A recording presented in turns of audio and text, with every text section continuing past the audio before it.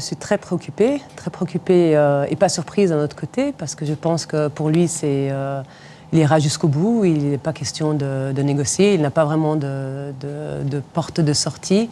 Et je trouve très inquiétant son langage agressif, ses menaces. Et en parlant aujourd'hui avec mes cousins à Tripoli, à Benghazi, ils sont tous vraiment très, très préoccupés. Il a décidé effectivement qu'il resterait au pouvoir et qu'il entraînerait la population libyenne dans sa chute. Il menace de peine de mort, il menace les opposants, il dit qu'il ira les chercher dans leur maison.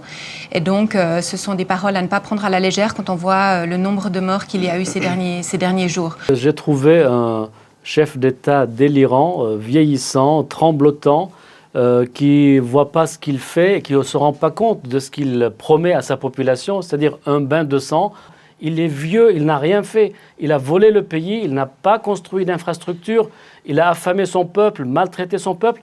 Et malgré ça, il veut continuer et créer une dynastie. Regardez les choses sans grande surprise. On connaît le personnage. C'est quelqu'un qui n'a pas besoin d'analyse politique, mais qui a plus besoin d'un psychiatre pour soigner sa folie des grandeurs. On a regardé ça avec beaucoup d'humour, disons avec beaucoup de distance, parce qu'on a plus l'impression d'une caricature. Non, je ne fais pas l'affaire avec les Kadhafi. On travaille, comme beaucoup d'entreprises françaises, espagnoles, américaines, allemandes et autres, suisses à un moment donné, avec l'administration libyenne. Donc, ce n'est pas avec les Kadhafi. Oui, mais forcément, vous êtes en lien avec les Kadhafi. Non, on ne les rencontre jamais. Moi, j'ai constaté sur place depuis 8 ans, j'ai vu les changements. Quand on y allait à l'époque, on était suivi, on ne pouvait pas aller où on voulait, il n'y avait pas d'hôtel, il n'y avait pas d'entreprise étrangère. En 8 ans, les choses ont quand même beaucoup changé. Quand j'entends ce monsieur-là qui dit qu'il y a beaucoup de changements économiques et je ne sais pas quoi, l'évolution économique, elle est très bien pour les étrangers qui viennent s'installer en Libye, qui veulent faire du business en Libye. Ça, il n'y a pas de problème. Mais ça ne change rien pour les Libyens. Les Libyens, ils ont toujours un salaire qui est 1000 fois plus inférieur que les étrangers qui viennent en Libye. On préfère en fait avoir un homme aussi corrompu que Kadhafi, parce que c'est dans leur intérêt d'avoir quelqu'un de corrompu pour pouvoir faire leur business en spoliant en fait, en volant les ressources de notre pays. On peut que souhaiter que cette liberté naisse davantage en Libye comme dans d'autres pays.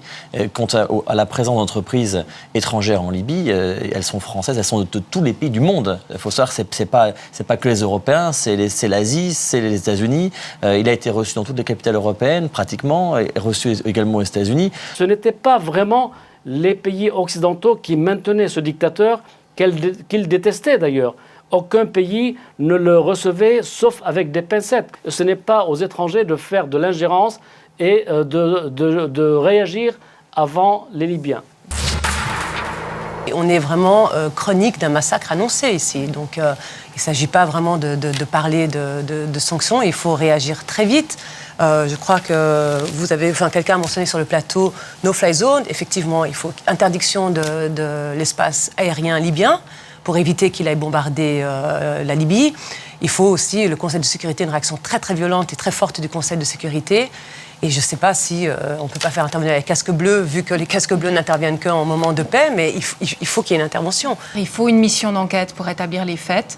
Après, ça sera effectivement trop tard. Donc, il faut aujourd'hui que le Conseil de sécurité décide d'envoyer sur place une mission d'enquête pour établir ce qui se passe exactement. Je pense aussi qu'il faut prendre des mesures par rapport à l'espace aérien.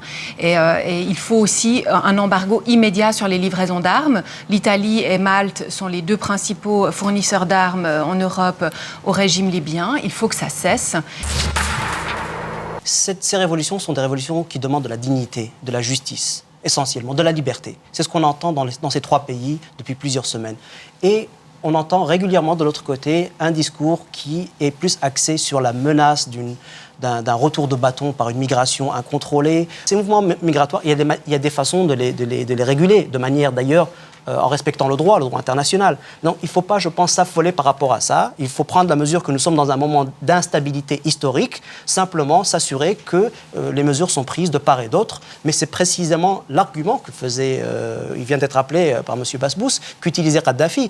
On n'aurait simplement pas dû confier la réponse à cette question migratoire à quelqu'un comme le colonel Kadhafi, qui tout simplement, en plus, bafouait complètement non seulement les droits de sa propre population, mais les conventions internationales sur les droits des réfugiés.